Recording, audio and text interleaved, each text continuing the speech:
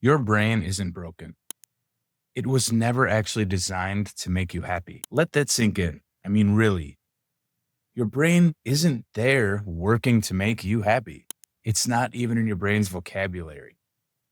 If you can start to really wrap your mind around that, I mean, let it sink in, it starts to change things. I mean, I've heard it before, right? But it took me a while to actually understand it deep down. And it's kind of my background in hitting rock bottom and picking myself up a couple of times, deciding I was going to help others with that experience and getting trained in mindset and NLP and all that fun coaching stuff by some of the best. And the major thing I learned through that research literally shows that your brain registers bad experiences about 3 times stronger than good ones. And it's not because you're broken. It's not because you need to think more positively. I know we beat ourselves up on stuff like that because that's exactly what it was built to do. And once you actually get that, again, once that actually sinks in, the way you deal with anxiety starts to change a little bit. And I'll show you how in a minute. But first, I just want to tell you about a trip that felt nothing like a vacation and what it taught me about this. So picture this. You're in Bali, a literal paradise. The water is that stupid blue that you only see in screensavers. There's nowhere to be, nothing to do. Haven't checked my email in a few days. And your chest is tight.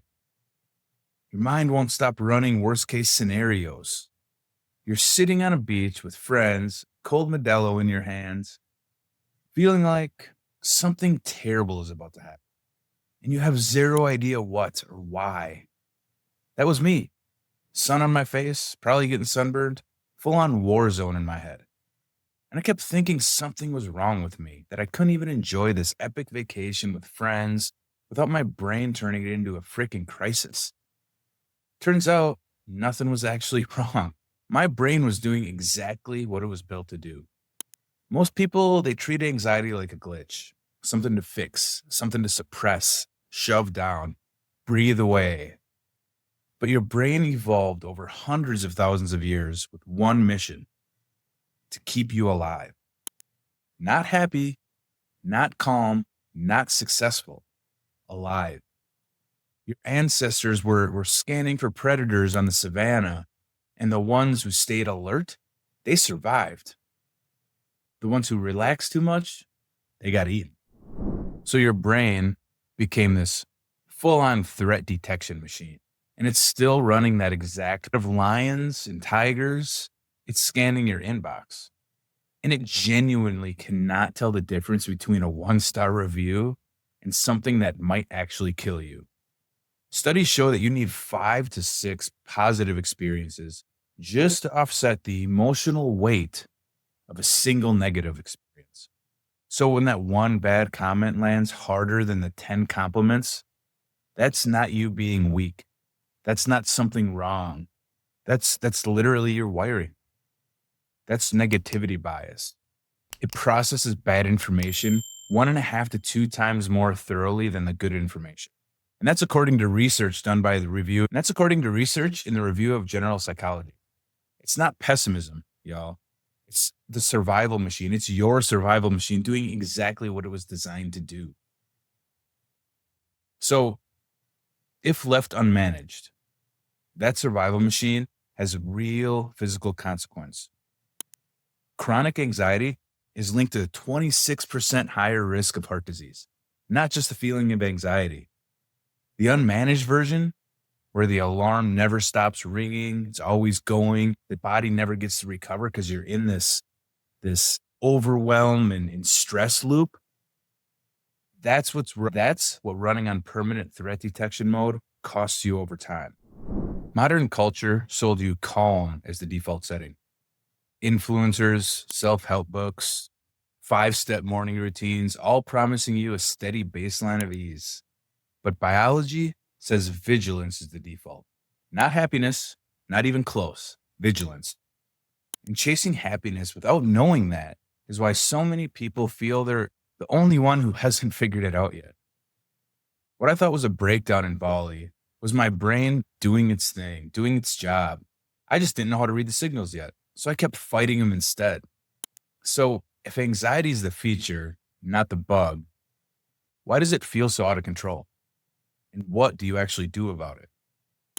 So, let's talk about anxiety as feedback and the toolkit that you can use. The anxiety that I felt in Bali it wasn't telling me I was broken. It was trying to tell me something real.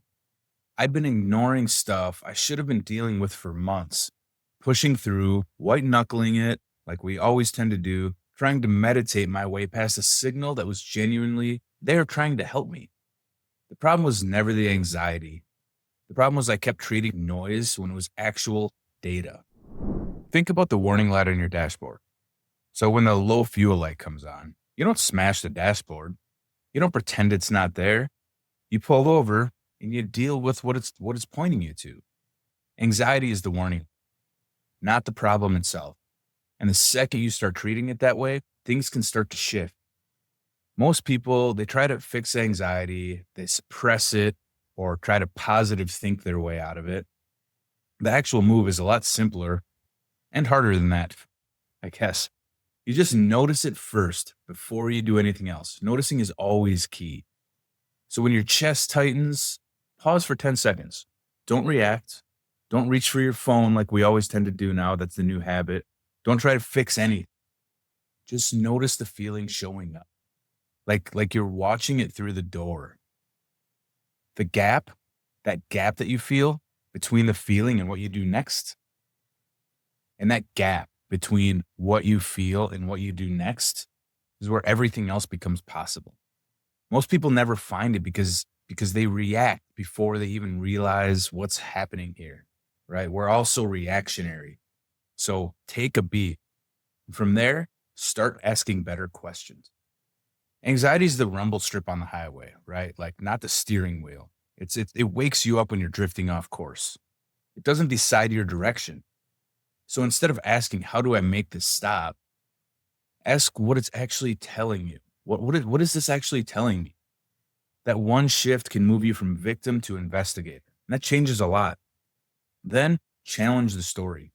Most anxiety doesn't live in what's actually happening. It lives in a future scenario that your brain invented at 2 a.m.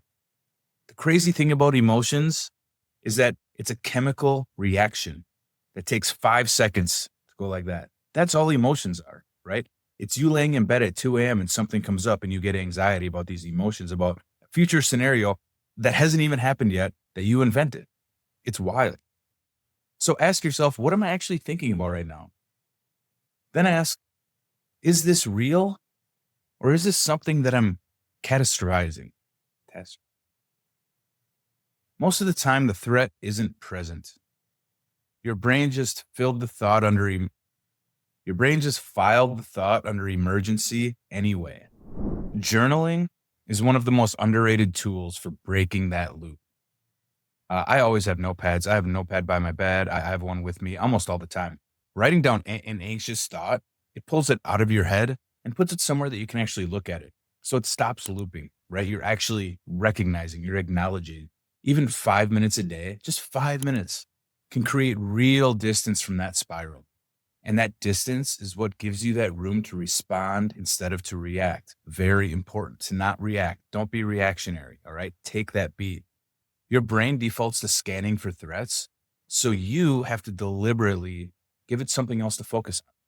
Each morning, spend a few minutes anchoring what you're building, not what you're afraid of. This is not toxic positivity. This is neuroplasticity. It's literally redirecting where your brain puts its attention through consistent repetition. In meditation, even 10 minutes a day reduces how reactive your amygdala is over time. You're not trying to empty your mind with meditation. You're not trying to solve all the world's problems. You're training your brain to pause before it fires. One of the most important things in life. That pause is where your actual freedom is. It's small, but it compounds. In that pause, you make choices. You make deliberate choices. You don't react. You make deliberate choices and move forward with them. None of these tools work once. They work because you repeat them. That's important too. And repetition, because repetition is actually what rewires the brain. Let me tell you also about journaling. I have a journal by my bed. So when I do wake up at 2 a.m. and have all these thoughts, if I can't get rid of them in 5, 10 minutes, I grab that journal and I write them down. It helps. Believe me. So anyway, before you click away, sit with whatever you're feeling right now for 5 to 10 seconds. Don't fix it. Just notice it. I want you to get into that habit. All right. Just notice what you're feeling when you're feeling. That's the whole practice. Just starting right now. Your brain is doing its job. Your brain, it's doing its job. Your job is to stop fighting it and start listening to it different. So watch my other videos if you want to go deeper on rewiring these patterns, getting out of anxiety, getting out of that spiral, and into purpose, and into living a happier life. And if you're new here, appreciate you watching. Subscribe because we go deep on stuff like this every single week, and it's great.